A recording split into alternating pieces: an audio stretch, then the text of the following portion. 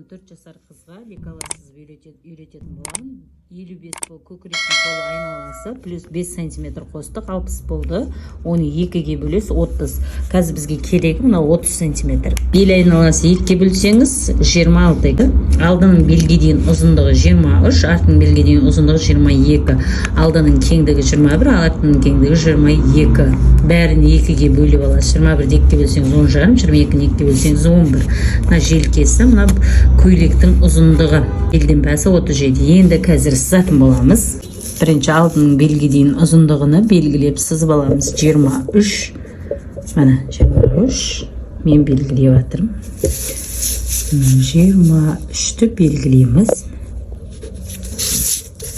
Осы белгілеген жерімізден бұл белге дейін ұзындығы 30-ды 2-ге бөлеміз. 30 сантиметрді 2-ге бөлеміз де 15-ге 1 сантиметр қосамыз, 16 сантиметр болады. Алдына 1 сантиметр қосылады. Тура 16-ны кішкене жоғары көтеріп белгілеп аласыздар. 11 сантиметр көтереміз. 10-11 сантиметр көтеріледі. Енді жоғарыдан, міне, жоғарыдан 5,5 сантиметр белгілеп аламыз. Төменге 6,5 сантиметр белгілеп аламыз. Детский бұл мойны, горловина, думалақ етіп бірлестіреміз. Сосын желкені шығарамыз. Желкеміз 6 сантиметр, 6, қиғаштап қойып 6 сантиметрді сызып аламыз. Жоғарыдан 2 сантиметр түсіп тұру керек. Енді алдының кеңдігін есептейміз. 10,5 плюс 1 сантиметр қосамыз. 11,5 болды. 11 бірлестіріп сызасыз. Бала тесно болып қысып тұрған киімді ұнатпайды. Сол үшін бұл кішкене свободно болады. Бірақ кішкене белі кіріңкіреп тұрса әдемі көрінеді. Сол үшін 1 сантиметр ішке кіргізіп, 1 сантиметр жоғарыға көтереміз. Екі жаны түсіп кетпеу үшін 1 сантиметр кіргіземіз. Сосын бұны қолтығына апарып бірлестіреміз. Сосын ақырындап, ортасына жақындап, бұлай қиялап сыза қоямыз. Бұл алды. 4 жасар қызға өзіңіз қызыңызды есептеп, 4 жас қызыңызды есептеп шығарсаңыз болады. Сызу үшін артының белге ұзындығы 22 сантиметр. 22 сантиметрді белгілеп аласыз. Жаңа көкірек айналасы 30 сантиметрді 2-ге бөлесіз. Минус 1 алып тастайсыз, уже 14 болады. Өйткені 1 сантиметр алдына қосып қойдыңыз. Кішкене шамалы көтеріп, онда белгілейсіз.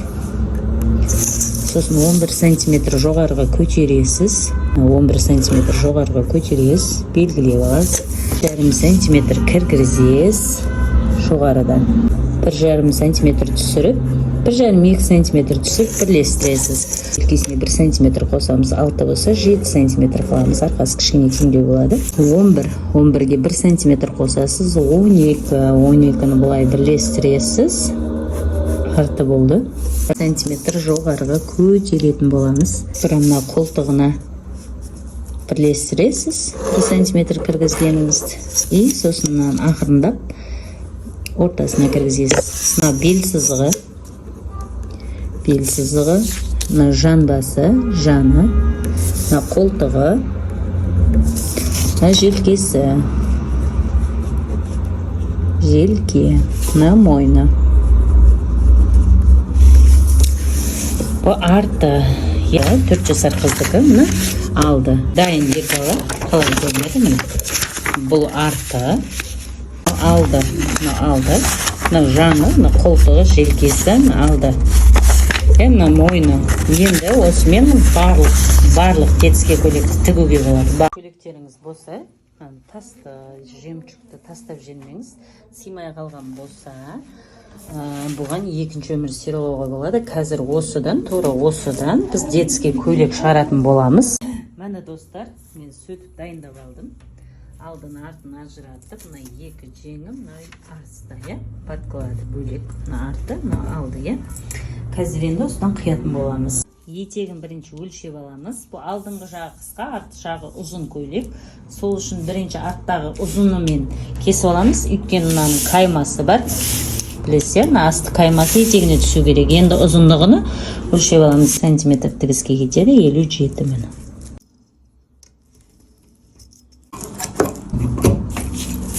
Міне достар, алдымен арқасын пішіп алу үшін әуелі мынандай гүліні ортасына түсіреміз. Мына көйлектің ортасына түседі. Мынандай екі гүл артында түседі. Алды десе, осыны екі бүктеп былай. Гүлі сыртта тұру керек, жемшіктері әйтпесе итеріп бір-бірін сырғытып жібереді, қиюымызға да ыңғайсыз. Тігіс 1 сантиметр тігіске қалдырып қиятын боламын. 1,5 қолтығына 1 сантиметр қалдырдық. Мына желкесіне 1 сантиметр қалдырдық. Ойны. Алдында осы гүл түсті. Мына достар, артқы лекаланы сызып жатырмын. Мына гүл ортасында. И осы гүлді ортасына қойып былай. Енді запас қойып, қиястар 1 сантиметр. Запас қойып сызып алсаңыз да болады. Сызбай на глаз кессеңіз де болады. Там 1 сантиметр тоже қалдырасыз замокқа. Міне достар, алдыңғы жағы, мынау арты ортасында тігісін тігіп, екеуін біріктіріп, үтіктеп алдым. Енді алдыңғы жағы қысқа болған үшін алдыңғы жағын өлшеп белгілеп, тура содан жоғары бетіп, арт жаққа қарап қия қылып тастайсыз. Біріншіден, сосын бар мына жерге қарағанда, мына жерін мен шырақлас, бұл боковой шов көтеріледі. Алдыңғы жағы қысқа, артыңғы жағы ұзын болып тұрады. Бұлай астынан алу керек негізі. Бірақ мына қаймас қалу үшін осылай істеп жатырмыз. Подкладың етек жағынан алдыныкін, артыныкін 36 сантиметр қысқа жағынан кесіп алдық. 38 еді, 3 сантиметр қысқа кесіп алдым. Потому что етегінің арт жағы ұзын болған екен, подклады болмайды. То есть қойып алсаңыз да тігістері түспеу керек та. Алды дайын. Тура осыны қиып алатын боласыз. Екі арты. Мынау алды. Қолда тігіп алсаңыздар да болады. Мен машинкада тігіп алдым, бастырып. Алдына, арқасына бастырып тігіп алдым. Енді қазір жанына тігетін болам былай. Белімде белдігі жоқ, бұның үстінде бар. Қойшы сияқты мынаусын қойып бер деген, осыны қоятын болам. Готовый кезде қойылады. Басын закрепить етесіз. Сосын тігесіз. Тігіс тігетін жердің бәрін моншағын алып тастайсыз. Мен алып дайындап алдым. Мынандай жан-жанында моншақтарын бәрін алып тастап, қолда тігіп қатырып алыңыз. Мынау ортада қалған, бұл жерде қажет емес, мына алдында бар. Мына юбкасының енді екеуін қосып бірлестіріп тігеміз. Міне достар, екі шетін тігіп үтіктеп алдым. Оверлок классы өзіне под цвет үтіктеп аласыз. Именно екі шетін тігіп алдық. Енді мынау төбесіндегі тігіп алған гиферіміз бар ғой. Соның екі шетіндегісini қоясыз. Тігісін қойып, булавкалап шығасыз. Центрін белгілеп, ортасына қойып, сеткасы кішкене кеңдеу болады. Потому что алдын ойғамыз білесіздер.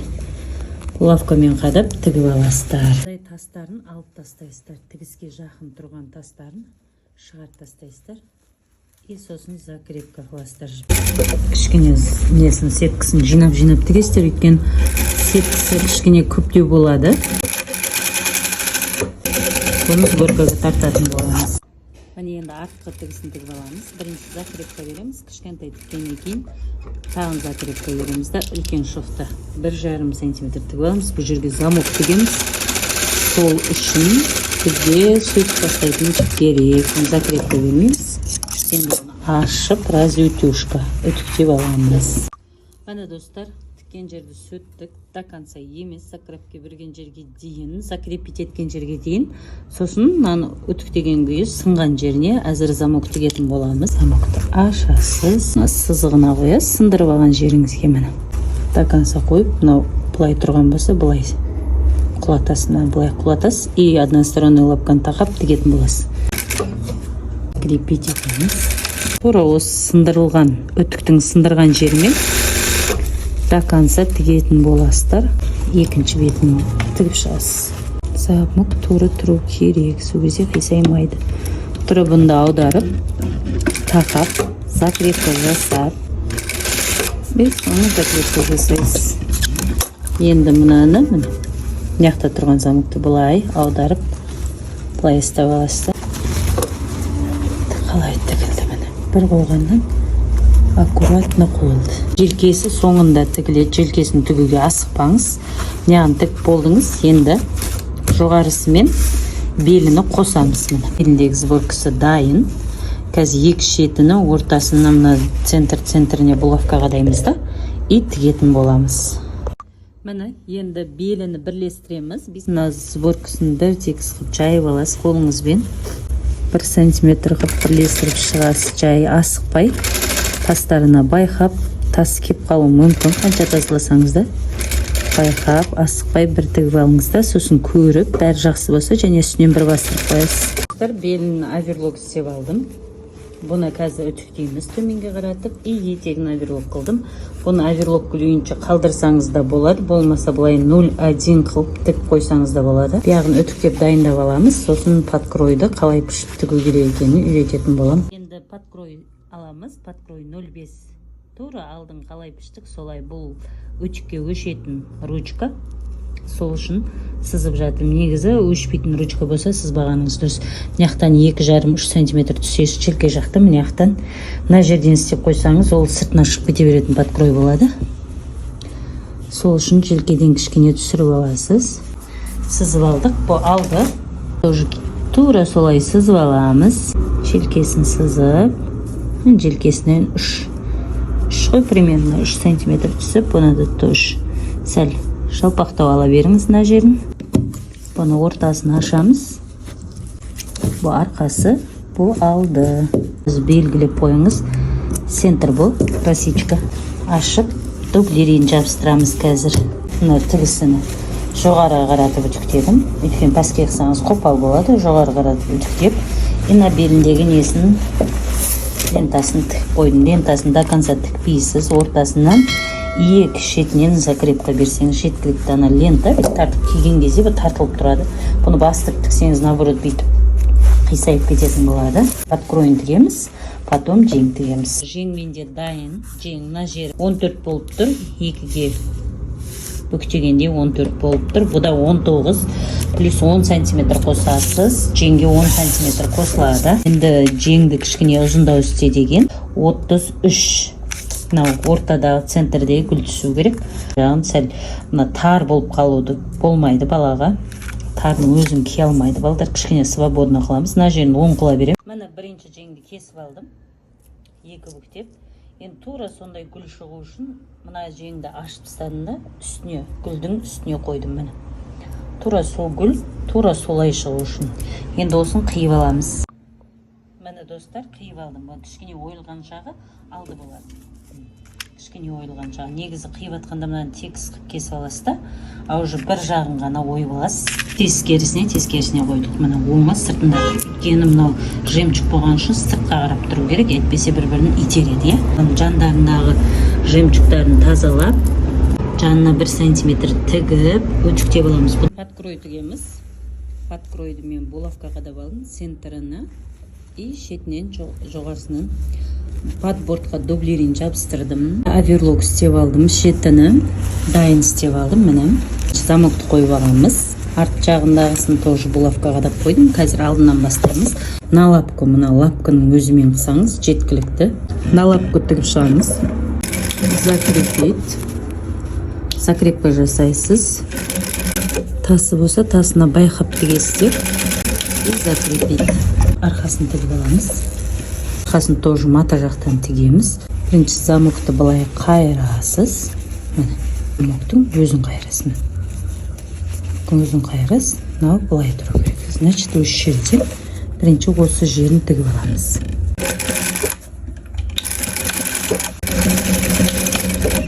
Мына лапку. Лапкамен жүрсеңіз қиналмайсыз и бір тек шығады. Көзіңізді мына лапкамен қарап отырыңыз. Лапкадан шығып кетпесін, материалыңыз. Мынаны қайырасыз, 2 бүктеп аласыз. Закрепить етесіз. Мынау басын кесіп тастасаңыз болады. Енді обстрочка. Кішкене росичка бересіз. Кішкене тігіске жетпей қиып шығасыз. Кішкене. Тігіске жетпеу керек. Біз сосын мына подкройға міне подкрой жаққа бүйтіп тігістің бәрін аударып 0,1 тігіске жақын тігесіз. Бұған закрепканың қажеті жоқ. Так, соңында закрептейміз. Замокқа тақап апармайсыз, өйткені ол жерге бармайды лапка.